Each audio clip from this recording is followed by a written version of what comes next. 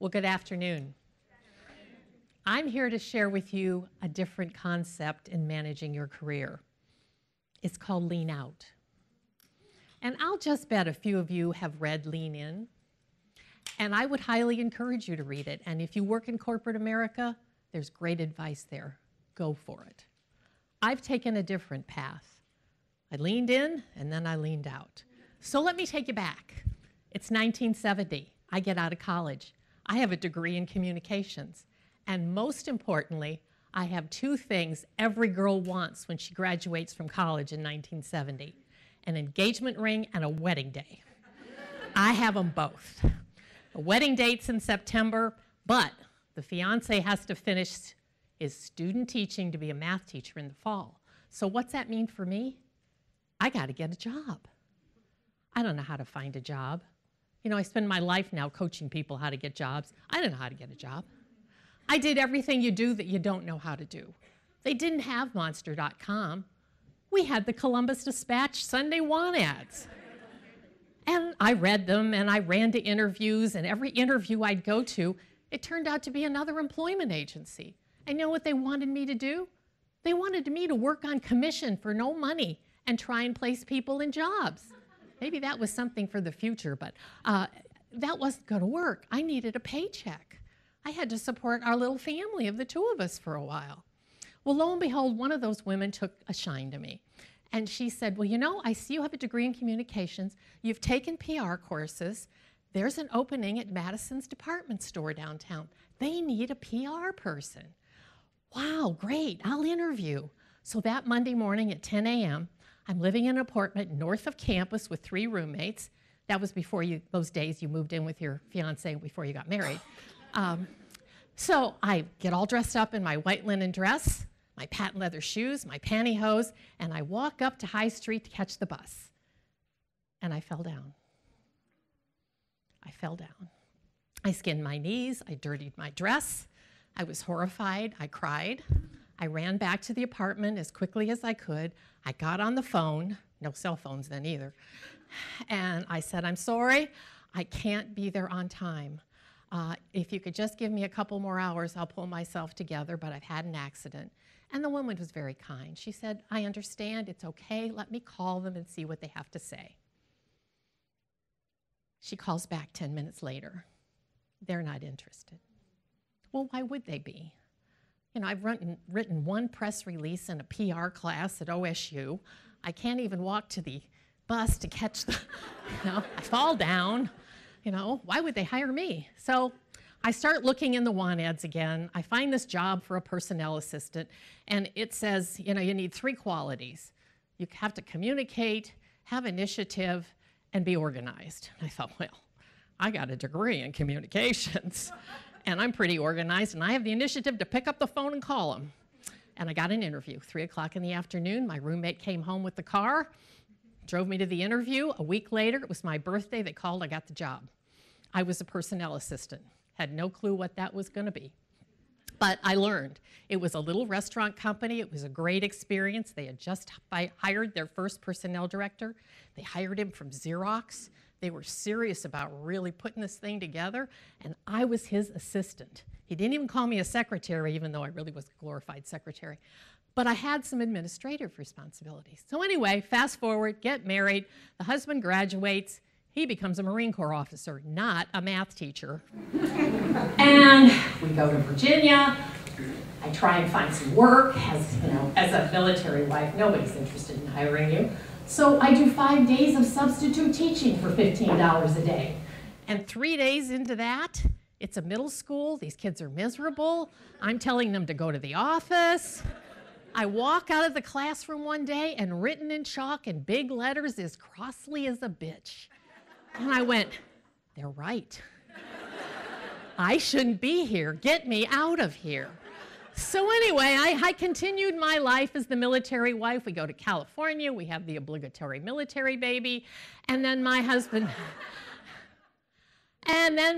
decides, well, the Marine Corps is over. I'm going to get an MBA. Where went the math teacher? So we decided to go to Michigan. We're going to live on loans, put the baby in the back of the car, drive across country. The last stop is Columbus, Ohio. see the family.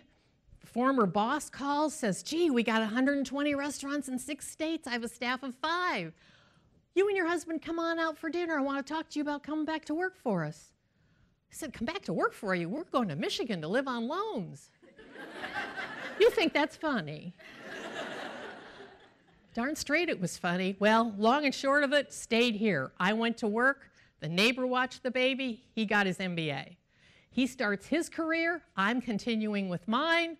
The baby has wonderful daycare. We find wonderful situations in homes where she's with the family of a few other kids. It's all working out great. And then we hit first grade, 1981. There was no latchkey in 1981. 3 to 6, what do? We danced around that for a year. And I said, boy, I just don't know if we can take this so much longer. I mean, something's got to give here. At the same time, back at the office, I have a group of vendors who were saying to me, Celia, you do all these HR things. There's all these small to medium-sized companies who could use your services. Go out on your own and do it. I say to myself, well, maybe I could do that. So June 1981 is my last day of corporate America. I lean out. I get reconnected with my community here. I start to volunteer. I start to put together the brochures for my business. There was no website then either. And I find a volunteer opportunity to interview women who are looking for work through a database, through a woman-serving organization here that's long since gone. And I bring my 7-year-old. She sits next to me and learns to interview. It was a great experience. And then in the fall, I start with finding clients. I go out and I talk with them. I find out what they need. I come back home. I'm home at 3. Things are working pretty good. I have some more volunteer commitments in the community. They're feeling really good. My husband's career is taking off. 1985, I find another opportunity to go on contract with a large career firm. I learn all about career stuff, and I love it. I just absolutely love it. And of course, that year, 12 years after having the first daughter, I have another one. So we ratchet back a little bit, do find daycare, but when that little one turns 7, there's after-school care, and I open an office to do my career love. So things are rolling right along. The leaning out is working. And then, to add more to it, in 2002, I get contacted by the Women Presidents Organization. This is an organization that got started in New York in the mid-90s, and it was a peer support advisory group, groups of 15 to 20 women who run million-dollar businesses that could help support each other. And they needed a chapter chair. So in 2002, I took over the first chapter. There were 12 members, 12 women in this community who had banded together to help each other run their bigger businesses. Today, there are over 40 in Columbus, Ohio, that are just members. There's many that are more than members. So the whole women's thing has grown. But what do I find with these women? They've leaned out. They have taken their passion, they've taken their community interests and their time with their family, and they've grown businesses with a degree in consumer behavior. Did some retail research work, got a law degree, and then she goes, there's something with this healthcare and how consumers consume healthcare. She begins a company that helps employers and employees help those employees pick the very best healthcare for them, most cost-effective, closest to home.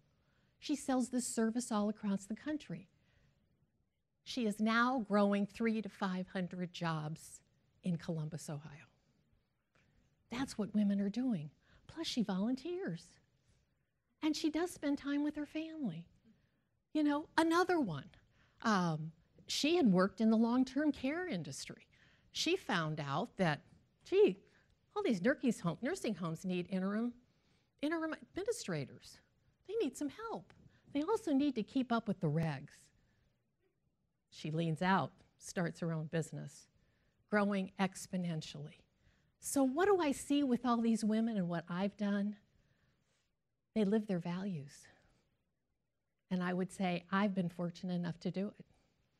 I've been able to spend that time with my family and watch them grow.